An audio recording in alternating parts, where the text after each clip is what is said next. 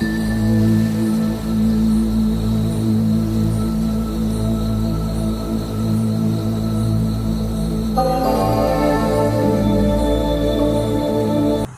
်ဆွေများအားလုံးမင်္ဂလာပါခင်ဗျာယခုကျွန်တော်တင်ပြမယ့်အကြောင်းအရာကတော့တန်ဖိုးတွေစီတော်ဖျားကြီးသမိုင်းအကြောင်းများပဲဖြစ်ပါတယ်ဒီအကြောင်းအရာလေးကိုမတင်ဆက်ခင်မှာကျွန်တော်ရဲ့ channel လေးကို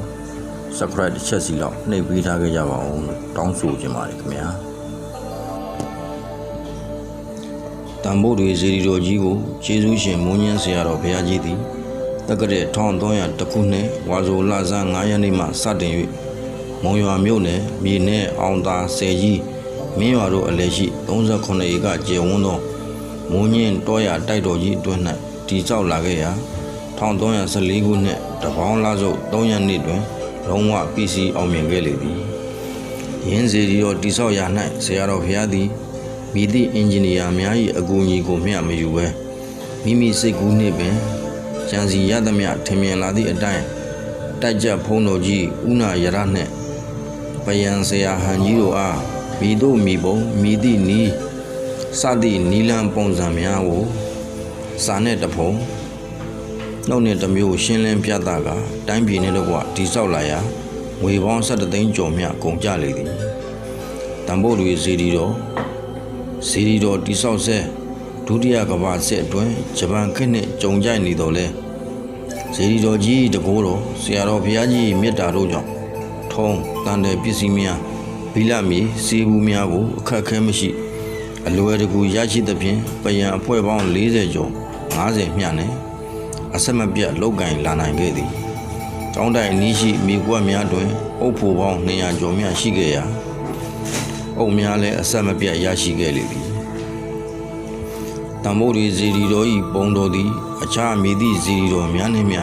ပုံသဏ္ဍာန်မတူပဲတမူထူးခြား၍ထူးကဲအံ့ဩဖွယ်ကောင်းလာပြီသည်ဇီရီတော်ကြီးဖဏတ်တော်မှာစတုရန်ဖြစ်၍အလျား111တောင်နှင့်အနံ111တောင်သည်ရှိရာအလဲဘိုဟိုတွင်ညံတော်88တောင်ရှိ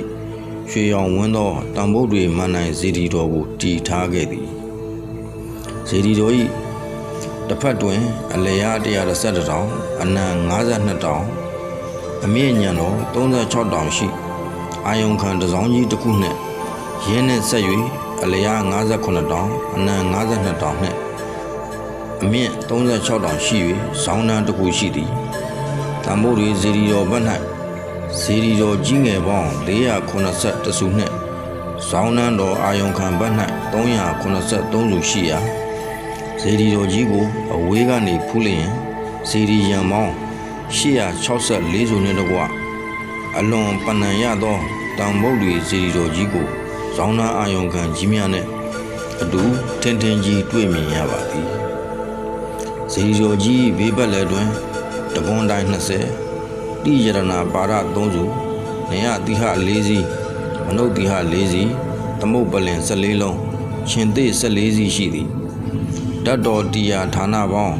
1486ဌာနတို့၌မြတ်စွာဘုရားဓာတ်တော်ပေါင်း38,900နှင့်ယဟန္တာဓာတ်တော်ပေါင်း81,500တို့ကိုအန္တရာယ်ကင်းကြီးများနှင့်တကွ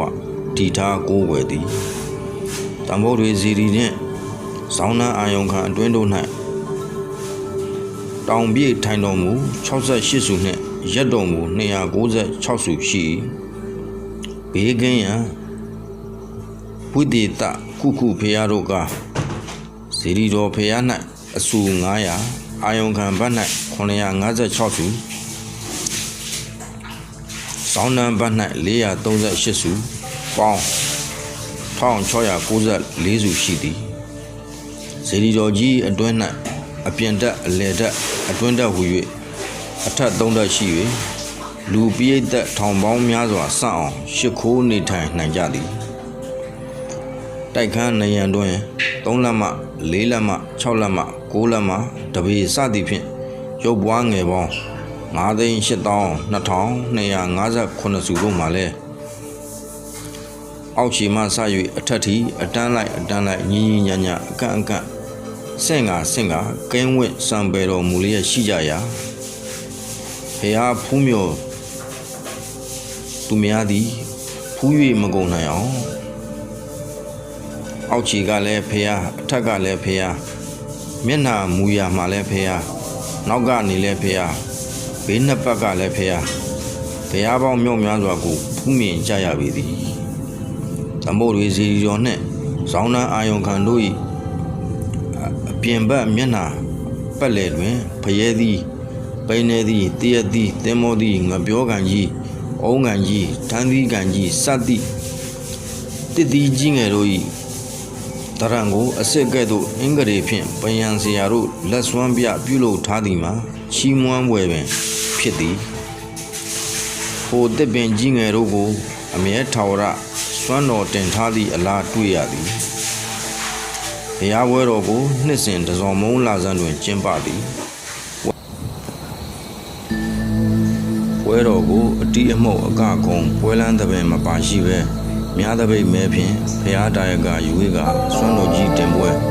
တရားပွဲသံဃာတော်တရားကျော်တို့အားစွမ်းစံစိန်လောင်းလူပွဲကိုတစော်မုံလာပြည့်နနက်ပိုင်းတွင်ကျင်းပပြုလုပ်လေသည်